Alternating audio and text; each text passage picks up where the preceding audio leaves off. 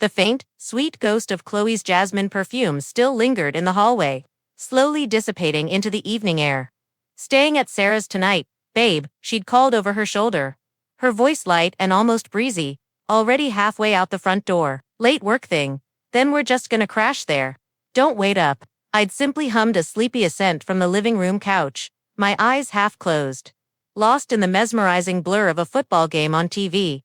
It was a typical Tuesday, and late work nights weren't unusual for Chloe, especially when they flowed seamlessly into spontaneous sleepovers with her best friend, Sarah, who lived just across town. Our life, in that moment, felt perfectly normal, comfortably predictable, and utterly secure.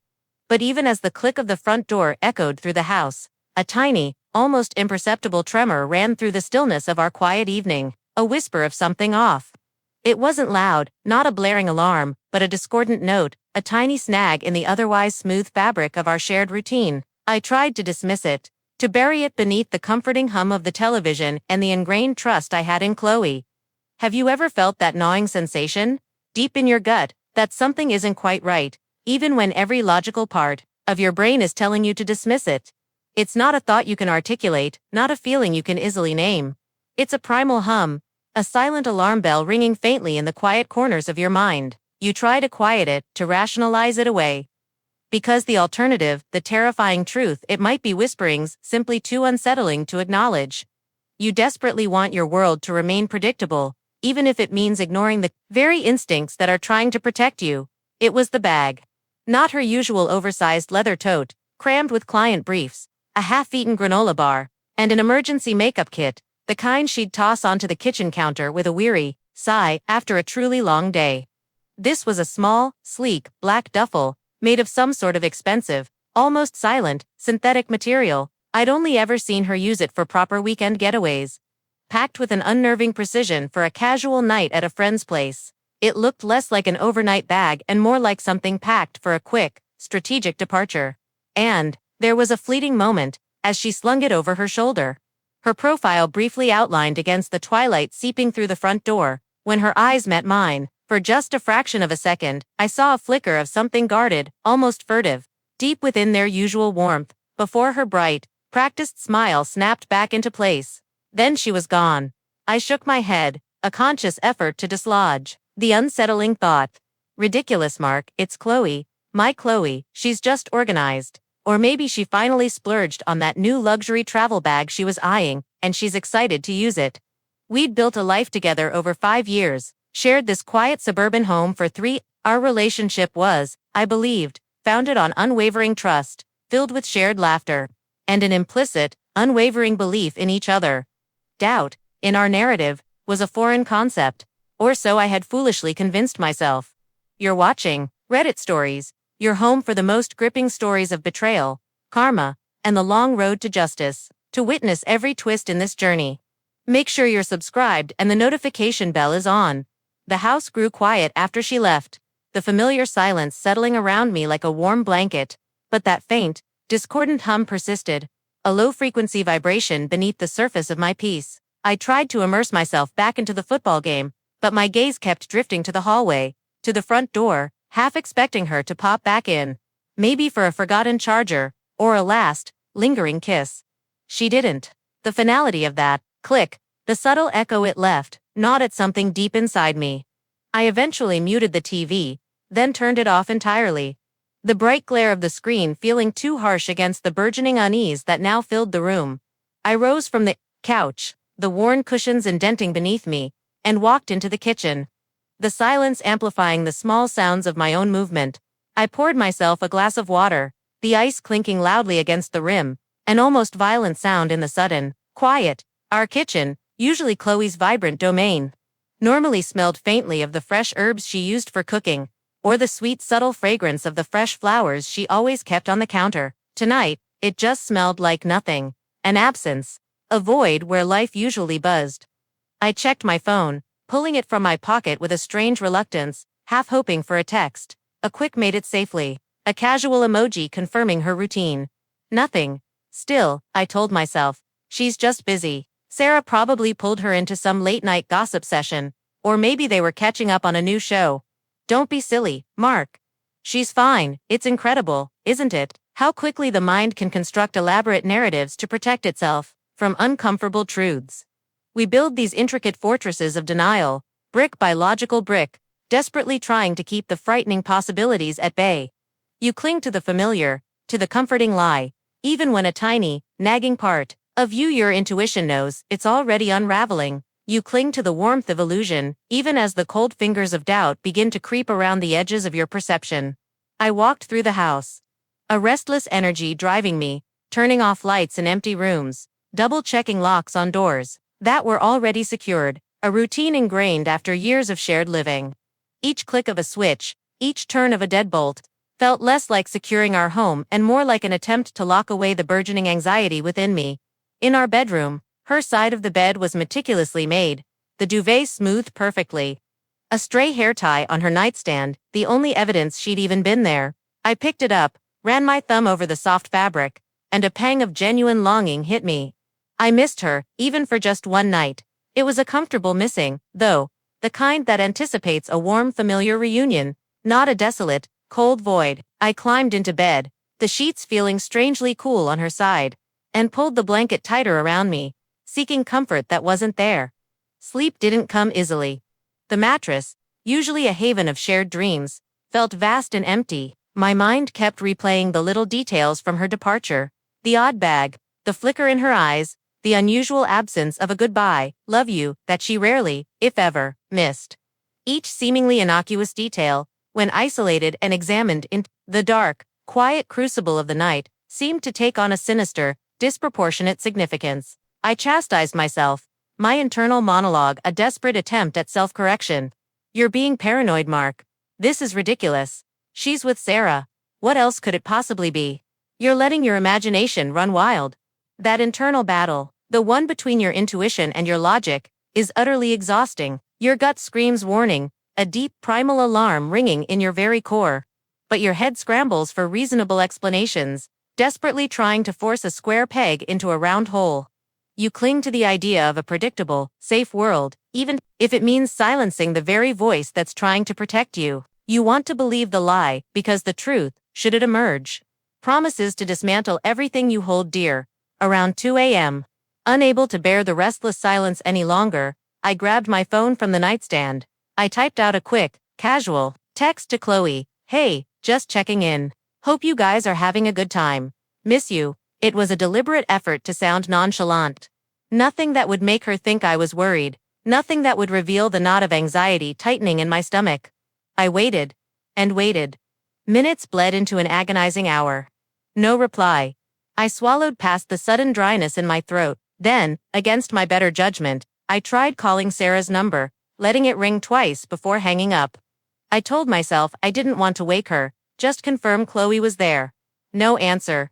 My hand hovered over Chloe's contact again, a desperate urge to call her, to hear her voice, but I resisted. Don't be that guy, Mark. Don't be the clingy, suspicious boyfriend. Give her space. Trust her. The hours crawled by with an agonizing slowness. The first hint of dawn began to lighten the edges of our bedroom curtains, painting the room in soft, bruised purples and grays. The early morning chill, usually crisp and invigorating, now felt like a heavy, suffocating blanket. I finally drifted into a fitful, restless sleep, filled with vague, unsettling dreams of locked doors, hushed conversations, and muffled whispers just beyond my reach. It was the kind of sleep that leaves you more tired than when you started, your body tensed, and braced for an unseen, impending impact.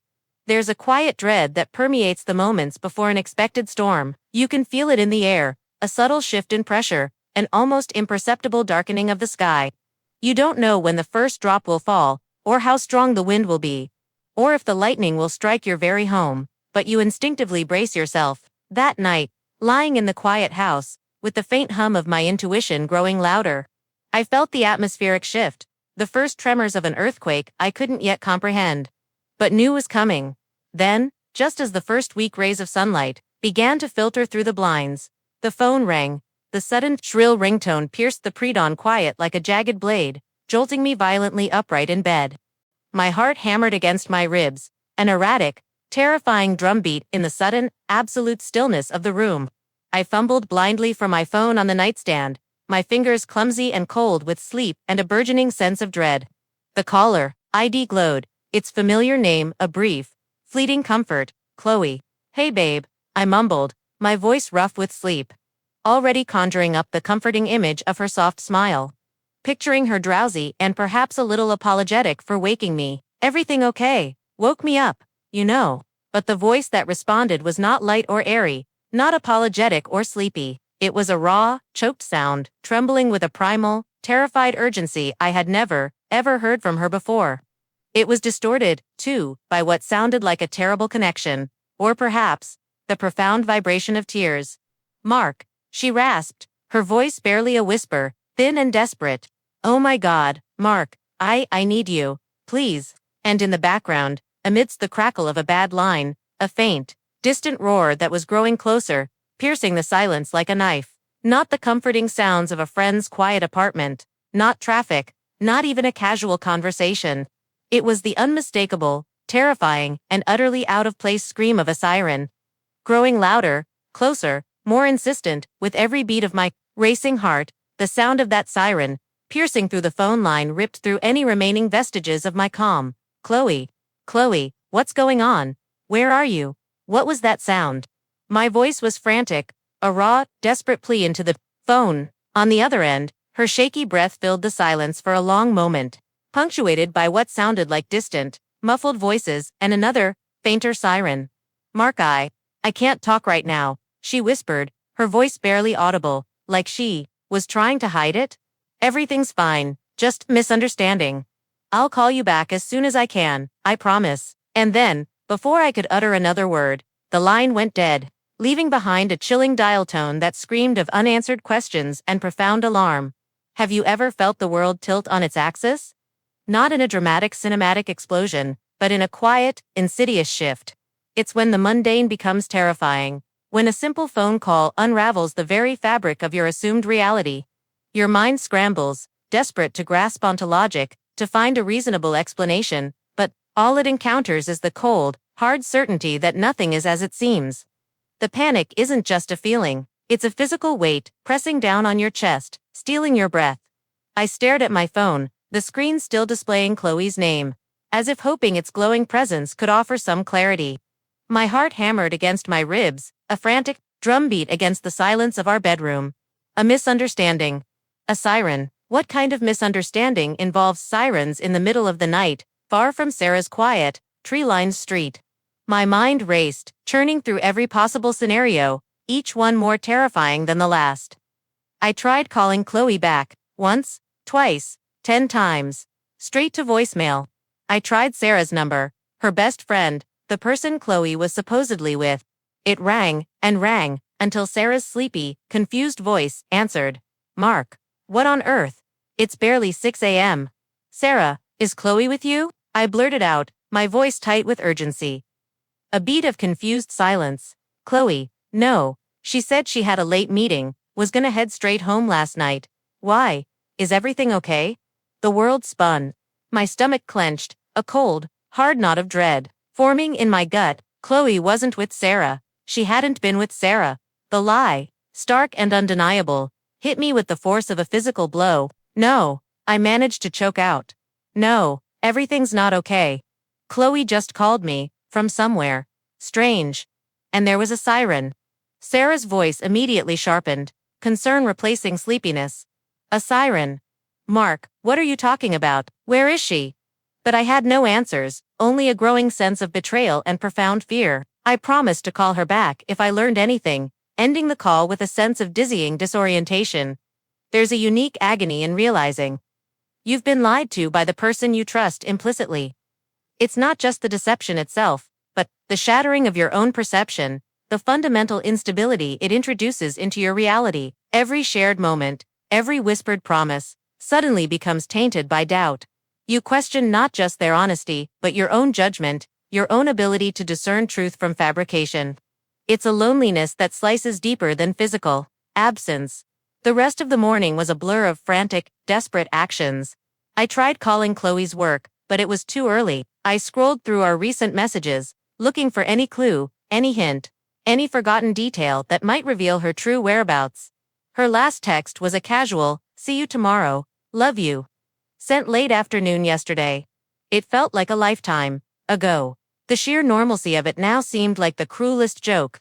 I paced our living room, the quiet hum of the refrigerator mocking the frantic beat of my heart. Where was she? What was she involved in? And why had she lied? I finally called David, my best friend, his pragmatic nature a welcome counterpoint to my spiraling panic. He listened patiently, his usual dry wit replaced by genuine concern. A black duffel bag, a weird look, no text, and a panicked call, with sirens. Yeah, Mark, that's not a misunderstanding. That's a problem. He didn't sugarcoat it, and I appreciated that. He urged me to stay calm, to think rationally. Okay, so she wasn't at Sarah's. Did she mention anyone else? Any unusual places? New friends? Anything at all? I racked my brain, desperately searching through recent conversations. No, nothing. Just she'd been a bit stressed about work lately. A big project, tight deadlines, client issues. But nothing that would explain this. David suggested checking her credit card statements online, or her recent GPS history if she shared it. It felt invasive, a violation of the very trust I was desperately trying to confirm. But the fear for Chloe, and the chilling realization of her lie, pushed me past my reluctance.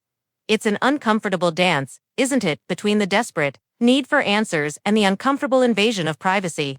The boundaries of trust, once clear and unwavering, become blurred, distorted by suspicion. You're forced to choose between respecting someone's autonomy and uncovering a truth that might save them, or yourself. And in that moment, the desperate search for clarity often overrides the moral discomfort of crossing lines you swore you never would. Logging into our shared bank account. My hands trembled as I clicked through recent transactions. Most were mundane: groceries, coffee, our shared subscriptions. But then, a red flag. A series of cash withdrawals, larger than usual, from ATMs in unfamiliar parts of town over the past few weeks, and one significant transaction, a payment to a company I'd never heard of. Phoenix Solutions LLC, several $1,000s, processed just 2 days ago. It wasn't a work expense. It wasn't something she'd mentioned. The date coincided, eerily, with a few times Chloe had been particularly withdrawn, claiming long hours at the office. My pulse quickened. Phoenix Solutions LLC. I quickly typed it into my search bar. The results were vague. A generic consulting firm, no website, just a P.O. box address in a rundown industrial district on the other side of the city. A cold knot tightened in my stomach. This wasn't a late-night work meeting. This was something else entirely. And the amount, several $1,000s. Something we definitely hadn't discussed. The moment you find that concrete piece of evidence, that undeniable anomaly, is like having the fog suddenly clear. The vague unease, the nagging suspicion coalesces into a chilling certainty. It's a terrifying moment of clarity where the pieces of the puzzle you didn't even know you were collecting suddenly snap into place, revealing a picture far darker than anything you could have imagined. And in that clarity, there's a profound sense of despair.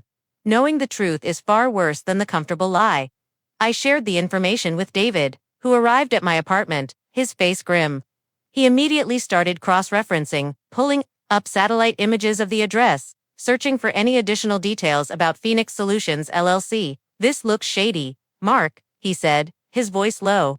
No online presence, a P.O. box in a high-risk area for shell companies. This isn't a consulting firm. It's a front for something. As he spoke, my phone buzzed again. This time, it was a text, from an unknown number. Stop looking. For your own safety. No name, no other message. Just those chilling words. My blood ran cold. This wasn't just Chloe's secret. It was something dangerous. Someone else knew I was digging. I have to go there, I said, my voice flat, already grabbing my keys. I have to know what she's involved in, what she's hiding. David grabbed my arm. Mark, wait, this could be dangerous. If this is a criminal enterprise, or worse, you could be putting yourself at serious risk. Call the police. And tell them what, David? That my wife lied about a sleepover, and now I'm chasing shadows at a shell company address. They'll laugh me out of the station. Besides, I added, my voice hardening, Chloe's involved. I can't risk exposing her without knowing the full story. I need to understand. He knew my stubbornness, my need for answers. He finally nodded, reluctantly. Fine, but I'm coming with you.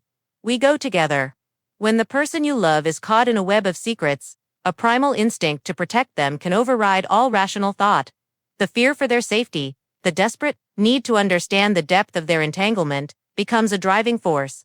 You might question their honesty, their choices, but the bond of love, however bruised, can still compel you to step into the unknown, to face dangers you never imagined, all for the hope of pulling them back from the brink. The drive across town felt like an odyssey into a different world. The familiar suburban streets gave way to grittier neighborhoods, then to the silent, desolate stretches of an industrial park. Warehouses with peeling paint loomed like skeletal giants in the pre-dawn light. The P.O. box address led us to a small, nondescript building tucked away behind a row of abandoned factories. No signs, no windows, just a heavy, metal door. The place felt wrong, steeped in shadows and an unsettling quiet. David killed the engine, and we sat in silence for a long moment, the only sound the pounding of my heart. This feels like a scene from a bad movie, he whispered, his hand on the car door, ready to open it just as he reached for the handle. A light flickered on inside the building.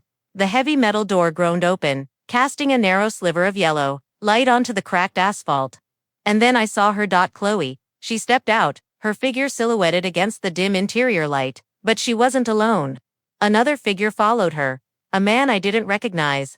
He was tall, powerfully built, with a hard, unyielding face. His hand was on Chloe's arm, not in a comforting way, but in a firm, possessive grip that sent a jolt of icy dread through me. Chloe looked pale, her shoulders slumped, her usually vibrant hair disheveled. She glanced around nervously, her eyes darting like a trapped animal. The man leaned in, his voice a low guttural murmur I couldn't decipher, but his tone was unmistakably menacing. He looked directly at her, then tightened his grip on her arm, pulling her deeper into the shadows of the industrial district. The sight of Chloe, frail and disheveled, in the firm, almost possessive grip of a menacing stranger, sent a jolt of pure, icy terror through me. My breath hitched in my throat as I watched the man, Elias, pull her deeper into the pre-dawn shadows of the industrial district. David's hand on my arm was the only thing that kept me from lunging out of the car. Wait, Mark, we don't know. What's going on? This isn't the movies. His words were a low, urgent whisper, laced with the same dread that now paralyzed me. There's a primal shock that comes with seeing someone you love, someone you believe you know intimately, in a context that utterly defies your understanding. It's like a glitch in the Matrix, where the familiar suddenly warps into the terrifyingly alien. And in that moment, your mind grapples with two competing realities: the safe, loving world you thought you had, and the dark, dangerous secret that has clearly been festering beneath the surface. We watched, hidden by the shadows, as Elias spoke to Chloe in a low, intense voice. I couldn't make out the words, but Chloe's head was bowed, her body language conveying utter submission and fear. It wasn't the kind of interaction you have with a colleague, or even a casual acquaintance. This was control. This was coercion. My blood ran cold as I processed the implications. This wasn't about an affair. This was something far more sinister, far more dangerous. After a few agonizing minutes, Elias released Chloe's arm, and she quickly got into a beat-up, unmarked black SUV that had been parked further down the street. Elias slid into the driver's seat, and the vehicle peeled away, disappearing into the maze of warehouses as quickly as it had appeared. My hand trembled as I reached for the ignition. We have to follow them, David. My voice was hoarse, barely recognizable as my own. David, his face pale but resolute. Put the car in drive. The terrifying thing about secrets isn't just the lie itself, but the unknown depths of its repercussions. You step onto a path of discovery, hoping to find a simple explanation, perhaps a misunderstanding. But instead, each step takes you deeper into a labyrinth of hidden truths, each turn revealing a new, more frightening layer of the deception. And the fear isn't just for yourself, but for the person caught in the center of it all. We followed at a careful distance, the SUV leading us on a winding route that eventually brought us to a nondescript, slightly dilapidated apartment complex on the outskirts of the city. It was the kind of place that melted into the background, icily overlooked. Elias parked the SUV and Chloe, her shoulders still slumped, quietly got out. She walked towards one of the ground-floor apartments, fumbling with keys. Elias remained in the car, watching her. David and I parked a block away, hidden by a row of overgrown bushes. We watched as Chloe entered the apartment. Minutes stretched into an eternity. What was going on in there? My mind screamed with questions. Who was Elias? What hold did he have over Chloe? And why was she so clearly terrified? The gnawing suspicion from last night had transformed into a chilling certainty. Chloe was in deep trouble, and I had no idea how to pull her out. There's a unique agony in witnessing someone you love being consumed by a secret, especially when that secret feels dangerous and out of your control. You want to rush in, to save them, to demand answers, but you're held back by the unsettling knowledge that your interference could make things worse, that you might be blindly stepping into a trap you don't understand. It's a helplessness that burns, leaving you desperate for clarity, yet terrified of what that clarity might reveal. Just as the sun began to truly break over the horizon, casting long, distorted shadows, Elias finally got out of the SUV. He lit a cigarette, his face impassive, and leaned against the vehicle, still watching Chloe's apartment. I knew I couldn't wait any longer. I had to talk to her, to demand the truth, no matter how painful. David, sensing my resolve, simply nodded. Be careful, Mark. And if anything goes wrong, you call me. Immediately, I walked towards the apartment building, every step heavy with apprehension.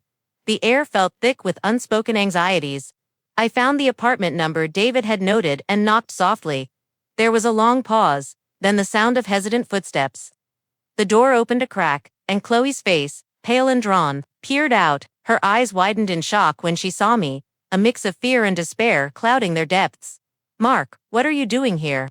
Her voice was a terrified whisper, quickly stifled as she glanced nervously over her shoulder, towards where Elias was, still parked. I pushed the door open gently, stepping inside before she could close it. The apartment was small, sparsely furnished, and smelled faintly of stale cigarettes and something medical, like antiseptic.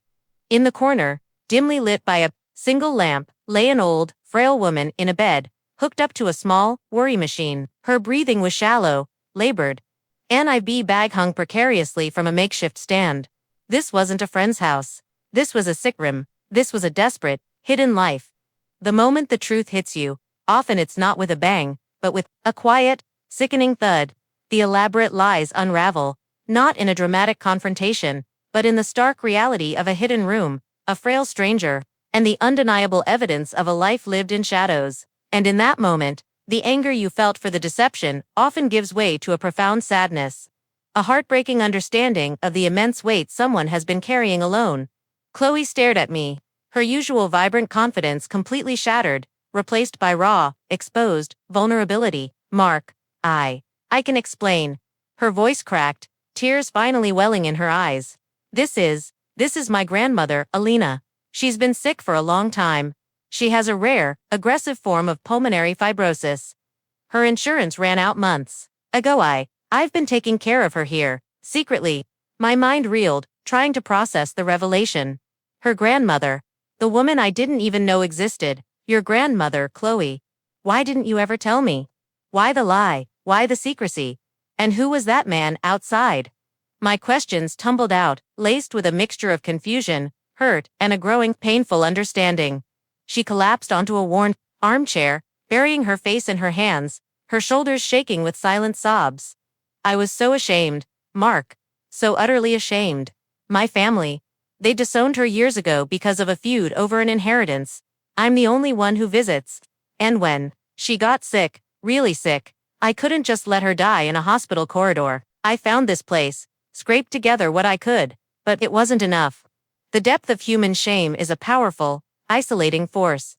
It compels us to hide, to lie, to build intricate webs of deceit, all to avoid the imagined judgment of those we love. You realize that sometimes, the betrayal isn't born of malice, but of a desperate, misguided attempt to protect a secret that feels too burdensome, too humiliating, to share. And in that moment, the line between anger and empathy blurs, leaving you with a profound sense of conflict.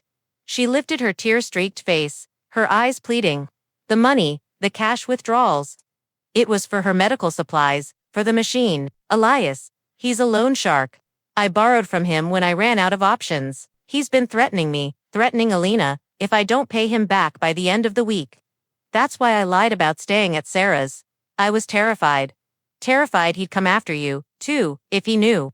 Terrified you'd leave me if you knew my family was this broken. The truth, raw and devastating, washed over me. Not an affair, Not a wild party, but a hidden life, a desperate struggle, and a dangerous entangled born of love and overwhelming fear.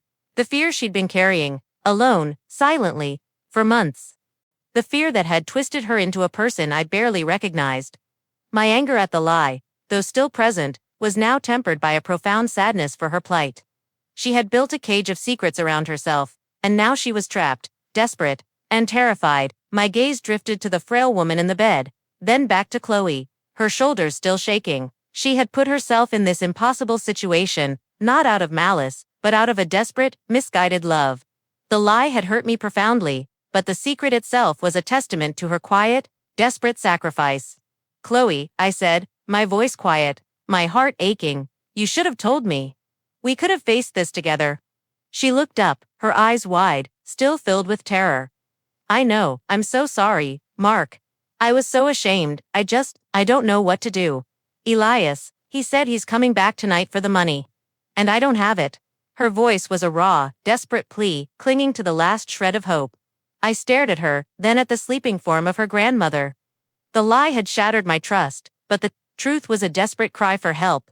My world had been upended, my faith in her deeply wounded, but could I walk away now, knowing the true, terrifying nature of her burden? Could I leave her to face a dangerous loan shark? Alone? With her dying grandmother? The dilemma was stark, uncompromising, forcing me to choose between protecting my own broken heart and stepping into a world of dangerous unknowns to save the woman who had profoundly betrayed me.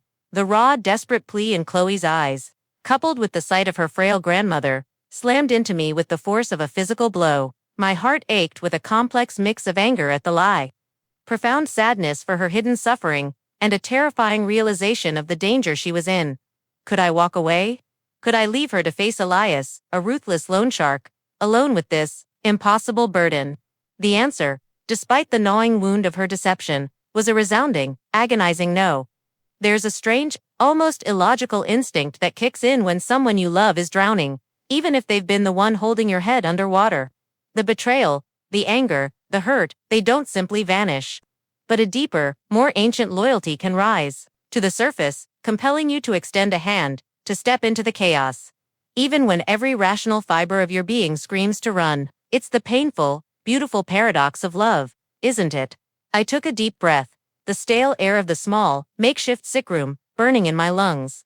"Okay, Chloe," I said, my voice quiet, but firm. "I'll help you. But this stops now. No more lies, no more secrets. Not ever again.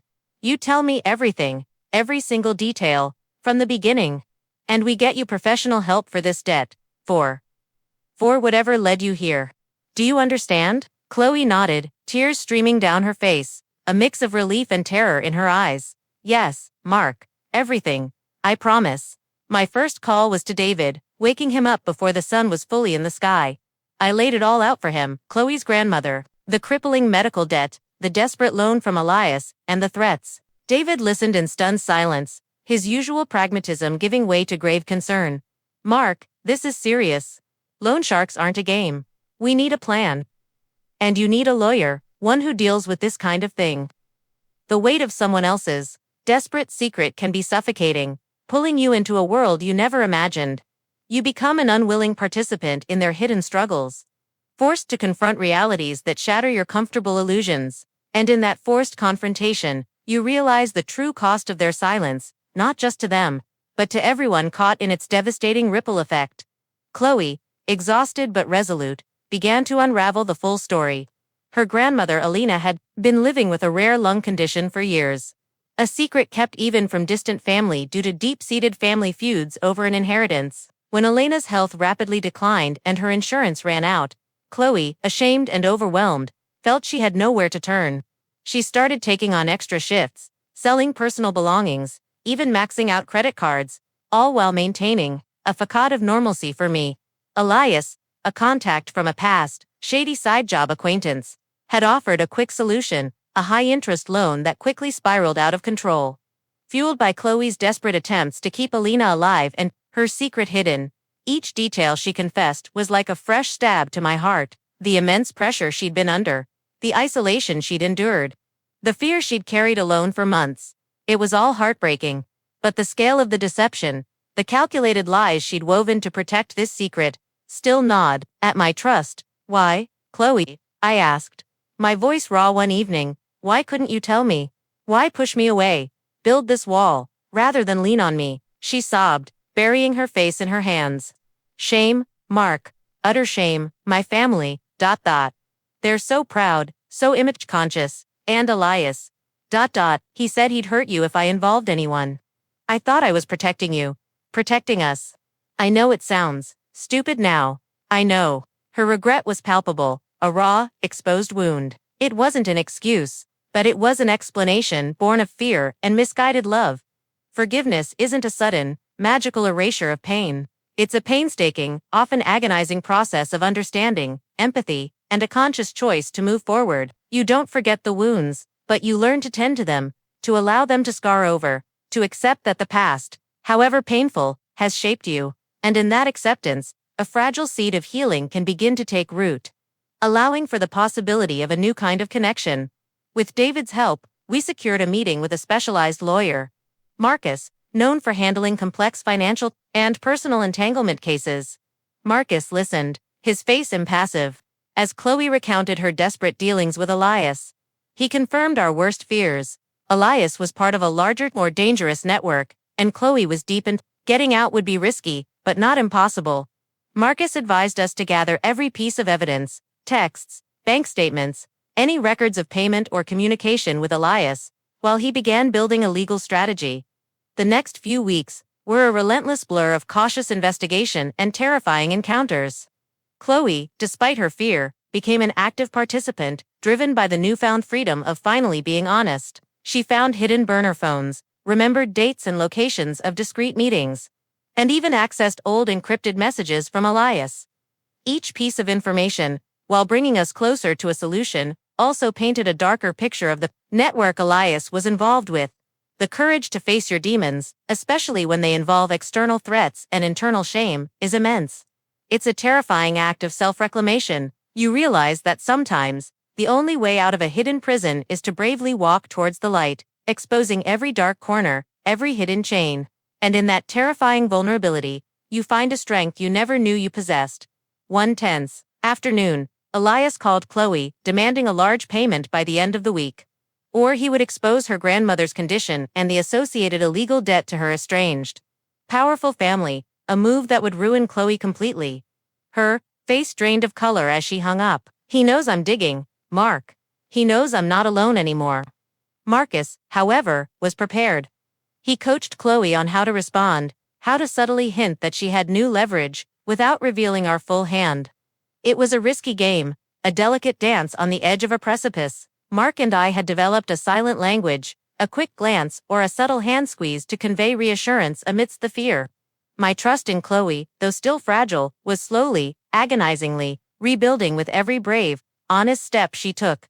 Just as we began to feel a sliver of hope, believing we were gaining control, a new unforeseen consequence of Chloe's secret slammed into us with brutal force. I was working late at my office, immersed in a complex project, when David's frantic call came through. Mark, turn on the news. Now. I fumbled for the remote, my hands trembling, and clicked on the local news channel.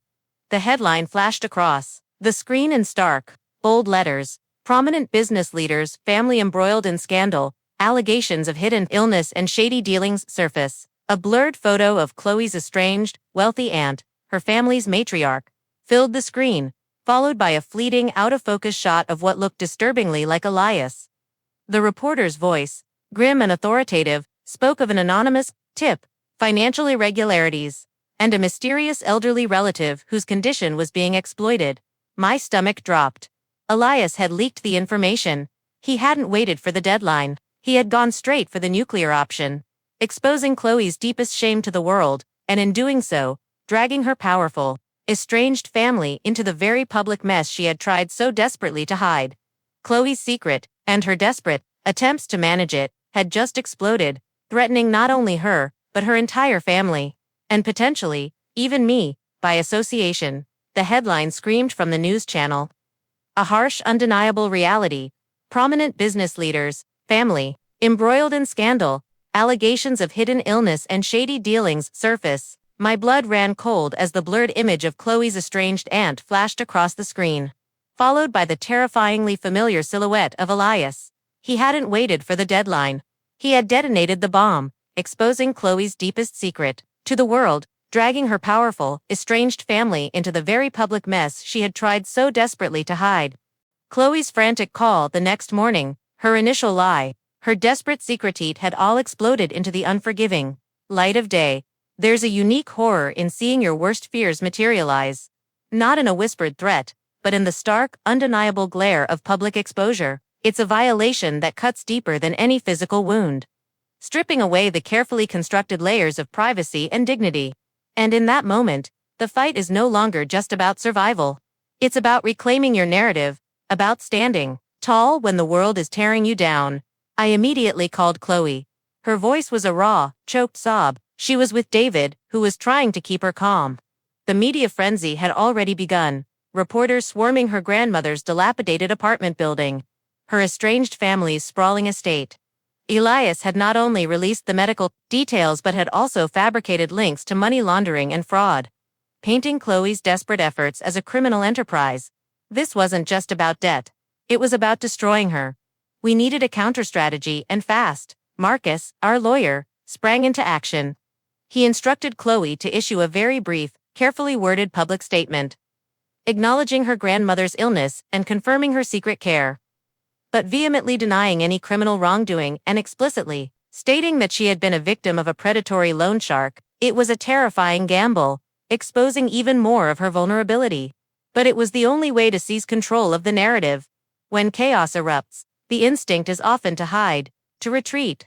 But sometimes, the most courageous act is to step directly into the fire, to confront the storm head-on. It's a terrifying act of defiance, choosing to control the narrative rather than letting it control you. And in that brave exposure, you find a strength that you never knew you had. A resilience born from the sheer will to survive and protect what little dignity remains. The next few days were a blur of media calls, crisis management, and tense meetings. Chloe, despite her immense fear and the relentless public scrutiny, stood strong. She meticulously provided Marcus with every piece of evidence she had against Elias: the original loan agreement, the exorbitant interest rates, the threatening messages, the fabricated payment schedules, even details about Elias's associates. Her honesty was unwavering now, a stark contrast to the initial lie that had brought us to this point. Meanwhile, Elias, emboldened by the public exposure, made his final, direct threat. He called Chloe, his voice dripping with venom. He demanded a massive sum of money, threatening to release even more damaging and likely false information, painting her as a manipulative con artist who exploited her own family. He thought he had her cornered, broken. The true nature of a predator is often revealed when they believe they have absolute control. They push, they prod, they tighten their grip, convinced their victim will eventually succumb. But sometimes, in the face of absolute despair, the victim finds a hidden reservoir of strength, a quiet defiance that disarms the aggressor more effectively than any show of force. It's the unexpected refusal to break that truly shatters their illusion of power. But we had Marcus, armed with Chloe's evidence and a rapidly building case. Marcus, with quiet authority, set a trap. He arranged for a monitored meeting with Elias, under the guise of paying a partial settlement. David and I were nearby, ready, while hidden cameras legally sanctioned. Thanks to Marcus's foresight, recorded the conversation. Elias, arrogant and overconfident, walked right into it. He reiterated his threats, boasted about his network, and even hinted at deeper, illegal activities. All while the recording silently captured his words. The moment Elias left the meeting, local authorities, working with Marcus, moved in. The evidence was irrefutable: the anonymous tip, his public threats, and now, the recorded confession of his blackmail and illegal dealings. He was apprehended, his smug confidence replaced by stunned fury. The news broke almost immediately: loan shark apprehended, linked to prominent family scandal.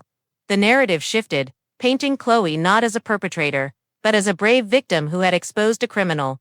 The satisfaction of justice is rarely as triumphant as you imagine. It's often a quiet, almost melancholic relief, a sense of deep exhalation after holding your breath for far too long. You don't cheer, you simply feel the weight lift, piece by agonizing piece. And in that newfound lightness, you begin to understand The profound power of truth, not just to expose, but to liberate. The aftermath was messy, but manageable. Chloe's family, initially furious about the public exposure, were forced to confront the truth of Elena's condition and Chloe's desperate sacrifice. Elena was moved to a proper care facility, funded by Chloe's now reconciled family. Chloe faced legal repercussions for the initial, small illegal loan. But thanks to Marcus's skillful negotiation and her cooperation, she received a minimal fine and a suspended sentence, her name cleared of the more serious allegations. Our relationship, however, bore deeper scars. The initial lie, the hidden life, the terrifying secret, they had profoundly wounded the trust between us. But through the fire of this crisis, something else had emerged.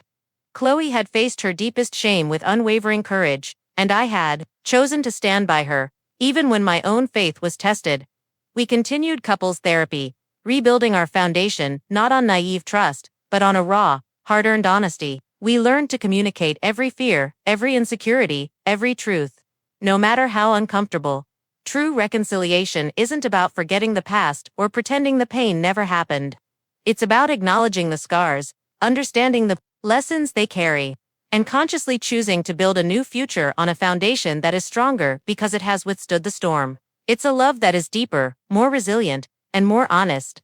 Forged in the crucible of shared adversity, Chloe never stopped working on herself, dedicating herself to therapy and advocating for others caught in predatory debt traps. Her early morning phone call, filled with panic and the distant wail of a siren, had told a terrifying story. But it had also become the first chapter in a far more profound narrative, one of unexpected strength. The brutal power of truth, and the enduring, though often painful, capacity of love to heal and rebuild. My partner had said she was staying at a friend's, but her call the next morning told a different, terrifying, yet ultimately transformative story. And as we moved forward, hand in hand, we knew that while the journey might be long, we were walking it together, with open eyes and an honesty that finally felt like home.